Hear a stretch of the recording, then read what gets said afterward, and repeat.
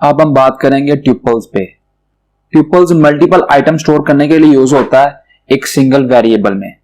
Python के अंदर ये fourth built in data type है जो कि यूज होती है कलेक्शन ऑफ डाटा को स्टोर करने के लिए। इसके अलावा तीन और भी हैं, एक लिस्ट है, सेट है और डिक्शनरी है। इन सब की डिफरेंट क्वालिटीज हैं और इन सब का डिफरेंट यूजेज है। ये अकॉर्डिंग टू द सिनेरियो, जिस टाइप का आपका सिनेरियो होता है उसको मद्देनजर रखते हुए ये देखा जाता है कि इन फोर्थ में से कौन सी बिल्ट इन डाटा टाइप को यूज किया जाए डाटा स्टोर करने के लिए। तो सबसे पहले देखते हैं कि हम ट्यूपल्स को किस तरह क्रिएट कर सकते हैं। सेम एज इट इज, जैसे कॉमन वेरिएबल का नेम होता है उस तरह आपको नेम देना पड़ेगा। अब हम ट्यूपल्स पे काम कर रहे हैं तो मैं ट्यूपल्स ही लिख देता हूं, ट्यूपल्स 1 और आगे इज इक्वल। उसके बाद ओपन एंड क्लोज पैरेंथेसिस ये लगाना पड़ता है और इसके अंदर आपने डाटा देना होता है। इसमें आप स्ट्रिंग भी दे सकते हैं, नंबर्स भी दे सकते हैं और बुलियन वैल्यू भी दे सकते हैं। मैं तीनों ही दे देता हूं, ABC 1 2 3 और ट्रू वैल्यू दे देता हूं।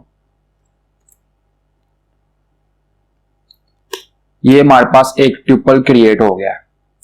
अब इसको सिंपली प्रिंट करवाते हैं।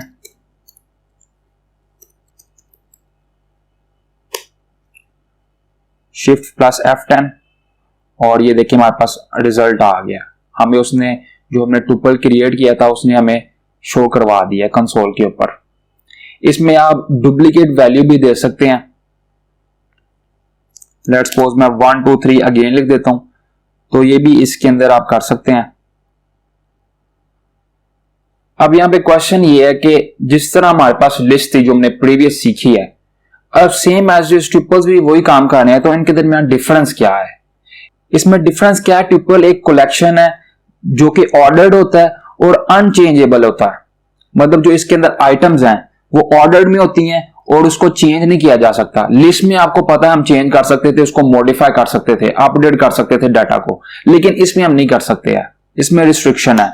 लेट्स सपोज मैं यहां पे चेंज करता हूं। इसको चेंज करने से पहले मैं आपको थोड़ा सा रिवीजन करवा दूं कि इसका इंडेक्स नंबर क्या 0 है, इसका 1 है, इसका 2 है और इसका 3 है। ये तो आपको पता ही होगा, मैं अगेन आपको रिवाइज करवाना चाह रहा था। अब मैं इसको अपडेट करने की कोशिश करता हूं, इसको चेंज करने की कोशिश करता हूं, तो देखते हैं क्या होता है।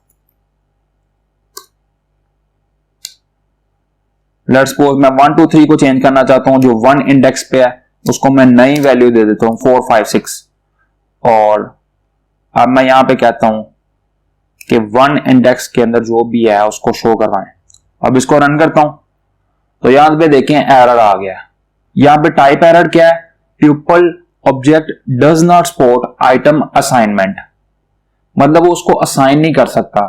इसमें हम वैल्यू को चेंज नहीं कर सकते। इसका मतलब अगर हम वैल्यू को चेंज नहीं कर सकते तो उसका जो ऑर्डर हमने डिफाइन कर दिया है तो हम उसके ऑर्डर को भी चेंज नहीं कर सकते हैं। ट्यूपल्स वहां पे यूज होता है जहां पे आपको जरूरत होती है कि डाटा को हम चेंज बिल्कुल भी ना करें। जस्ट लाइक दैट, इसकी कॉमन एग्जांपल यही है, जब आप किसी कंपनी के लिए एक प्रोजेक्ट बनाते हैं, जो उसके एम्प्लॉयज होते हैं तो उनका जो नेम होता है वो चेंज तो नहीं हो सकता। वहां पे ट्यूपल्स काम आते हैं, उनका जो CNIC नंबर है वो भी चेंज नहीं हो सकता। ये एक छोटी सी कॉमन एग्जांपल दे दी ताकि आपको कुछ समझ आ सके। जब भी ट्यूपल क्रिएट होता है तो उसके अंदर हम चेंज नहीं कर सकते, उसके अंदर हम कोई एडिशन नहीं कर सकते और उसको हम रिमूव भी नहीं कर सकते।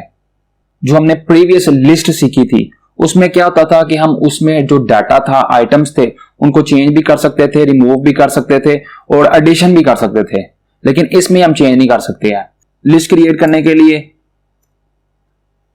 Open and close square bracket लगानी पड़ती थी और ये देखें बाकी सारा सिनेरियो वही है। अब मैं इसको रन करता हूं तो ये देखें ऑटोमेटिकली इसने चेंज कर देना, अपडेट कर देना। तो ये देखें उसने 4 5 6 जो सा ना हमें आंसर दे दिया। अब मैंने यहाँ पे ट्यूपल्स नहीं क्रिएट किया, अब मैंने यहाँ पे लिस्ट क्रिएट की है। लिस्ट क्रिएट करने से हम क्या कर सकते हैं, इसको अपडेट कर सकते हैं। लेकिन जैसे ही मैंने लिस्ट की जगह ट्यूपल क्रिएट किया तो अब देखना जरा, अब मैं इसको रन करता हूं तो उसने हमें एरर दे दिया कि मतलब ट्यूपल ये काम नहीं कर सकता, इसको अपडेट नहीं कर सकता है। ये इनके दरमियान डिफरेंस है।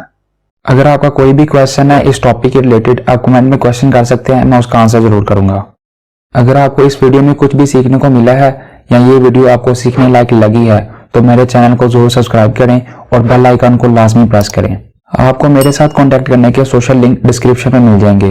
तो मिलते हैं नेक्स्ट वीडियो में।